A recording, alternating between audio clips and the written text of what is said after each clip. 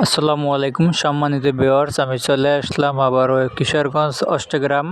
বর্তমানে আমাদের একটি রানিং সাইট, এখানে আমরা কাজ করতেছি। তো ভিউয়ার্স, আজকে আপনাদেরকে দেখাবো আমরা কিভাবে জিপসাম ডেকোরেশন করে এবং কতটা নিখুঁত এবং কি ফিনিশিংয়ের মাধ্যমে আমরা কাজগুলো করে থাকি। তো ভিউয়ার্স, আমরা চলে আসলাম সৌদি প্রবাসী ভাইয়ের কাজে। দেখেন, বাড়িটা খুব চমৎকার একটি বাড়ি করছে, একবারই সৌদিয়ান স্টাইলে। এবং আমরা এখন ভিতরে যাব, ভিতরে আপনাদেরকে দেখাবো কিভাবে আমরা কাজগুলো করেছি, কি কাজ করেছি সেগুলো আপনাদেরকে দেখাবো।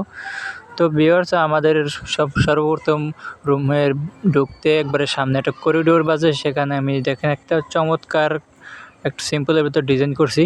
এবার আমরা চলে যাব হল রুমে। এখানে দেখেন, হল রুমে দেখেন খুবই চমৎকার একটা সিলিং করা হয়েছে। এখানে মাঝখানে একটা বিম ছিল, যার জন্য দুইটা রুম আলাদা আলাদা করা হয়েছে, খুবই চমৎকার লাগতেছে। একবারই সিম্পলের ভিতরে যারা কাজ করতে চান এই ধরনের কাজ করতে পারেন। দেখেন আমাদের হল রুম, যেটা ডাইনিং রুমটা খুবই চমৎকার একটা সিলিং করা হয়েছে এবং খুবই গর্জিয়াস, একেবারে সিম্পলের ভিতরে। এবার আমরা চলে যাব সাইডে গলি, যাদের বাসায় 3 ফিট 4 ফিট গলি আছে, করিডোর, তারা এই ধরনের ডিজাইন করাতে পারেন একদম কম খরচের ভিতরে যে কোনো জায়গায় বাংলাদেশের। আমরা বাংলাদেশের 64 জেলায় গিয়ে কাজগুলো করে থাকি একবারেই নিখুঁতভাবে। এবার আমরা চলে যাব আরেকটি গলিতে। দেখেন, এখানে খুবই চমৎকার একটা ডিজাইন করছি।